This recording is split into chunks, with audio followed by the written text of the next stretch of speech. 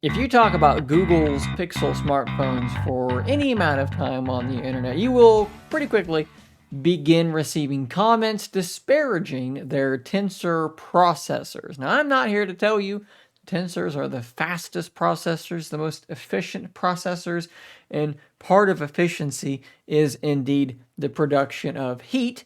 I will tell you that they have been largely fine for me. Devices like my Pixel Fold feel every bit as snappy as devices like my OnePlus Open. In fact, just the other morning, I was laying in bed using my OnePlus Open at about 5:30 in the morning, trying to not wake up my wife. And after about 20 minutes, I noticed it was getting very, very warm as I was just sort of scrolling through the internet. These phones are very thin, and because of that, they don't have a lot of space to dissipate heat.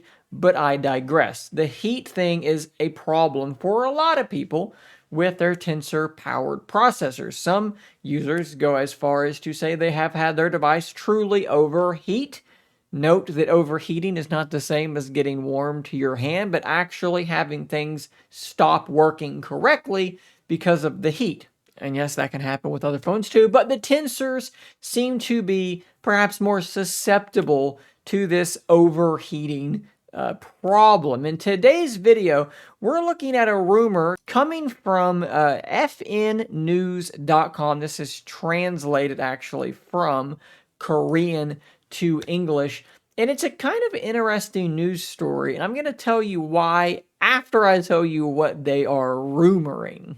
We got to scroll down to this portion here. They're talking about the upcoming Tensor G4. Of course, this is the processor that should be debuting with the Google Pixel 9 and 9 Pro. And if you believe the rumors, it could even be debuting with the Google Pixel Fold number 2. And they say that it is expected to utilize Samsung's latest 4 nano microprocessing technology and also FOWLP, which stands for fan out wafer level packaging. Now, they say that this can improve heat generation of semiconductors and increase power efficiency and performance. So these are both pretty good things to be hearing. Now, what's interesting about this is you may remember back before the Pixel 8 came out, we got the very same rumors. I was reading this and I thought, this seems familiar to me. I think I made a video talking about how the Tensor G3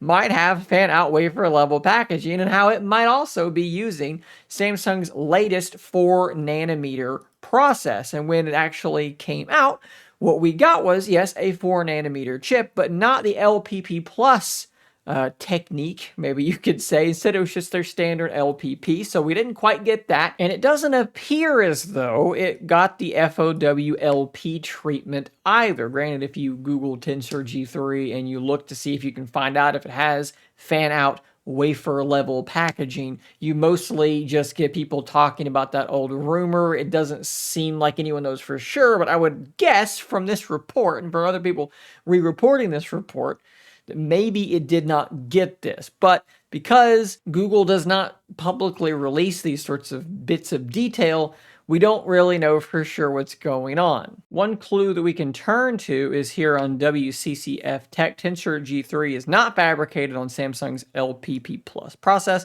may be inferior to upcoming Exynos 2400 in power efficiency. And of course, the Exynos 2400 also does have the fan-out wafer level packaging, so maybe there's some tie-in there. Maybe they were experimenting with grabbing some of the Exynos 2400 stuff for the G3, but it didn't come together, and now the G4 is going to get some of that special sauce. Now, we need to talk about what are the other rumors in regard to the G4. Now, honestly, the details are pretty scant, but if we go back to this article on WCCF Tech, they talk about the fact that with the Exynos 2400, Samsung claims an 8% improvement in multi-core performance based on using this higher efficiency FOWLP technology. So if the Tensor G4 is getting that, well, that could lend itself to some better performance. If you're able to dissipate heat more easily, well, you can push things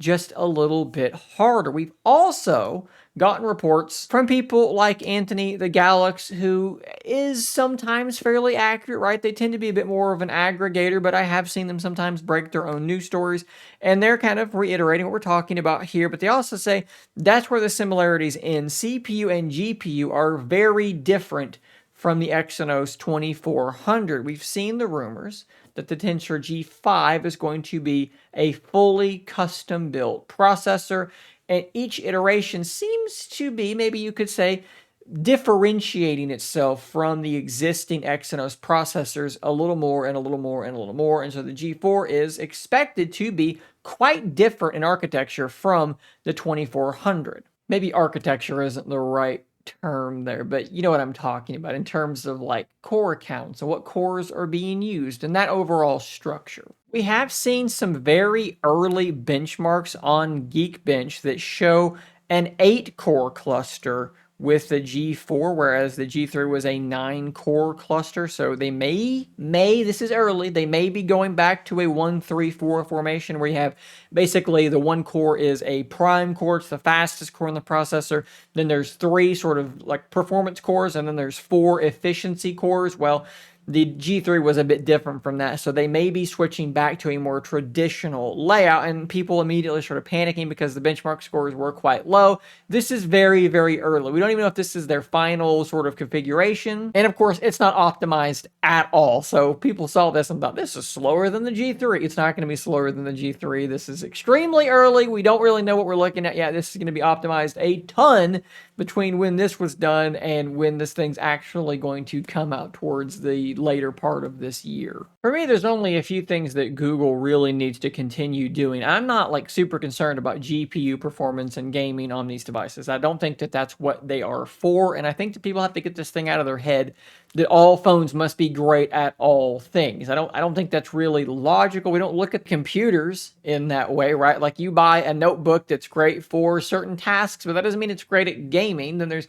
gaming computers, but then the battery life might not be great. Like you pick and choose what you're going after. And for the Tensor processor and for the Pixel phones, what they need to be targeting for me is, namely, the efficiency. The battery life and the thermals needs to get a lot better than where it is. I have no problem saying that at all. Keep trying to improve your AI processing stuff because that's clearly where Google wants to go. They're a software company first. And then let's work on that modem. The modem is not great. The cellular signal on these Tensor-powered devices is a little bit worse than the Snapdragon phones that I have here in my house. When I switch back to a Snapdragon phone, I do have a little bit better signal. And when I'm out and about and I'm using, 5G and things like that, the battery life does suffer a bit on these Tensor processors. As long as they continue to get faster each time, they don't have to be the fastest, the best gaming device. That's not what they're trying to be. Keep improving your AI stuff, improve the efficiency, improve the thermals, improve your modem, and I think you're going to be headed in the right direction. But of course, I do want to know what you guys think in the comments down below. Have you had these thermal issues with your Pixel devices? Personally, I've never seen anything actually happen with mine. I felt it get warm, but I've never actually had it tell me I can't film anymore, tell me that Google Photos can't do backups right now, as I've heard people talk about. I've never seen this happen, but maybe you have. We can talk about that stuff in the comments down below. Again, like I said, what would you like to see them focused on primarily going forward? Subscribe for more content just like this, guys. I'll see you on the next one, and until next time, stay nerdy, my friends.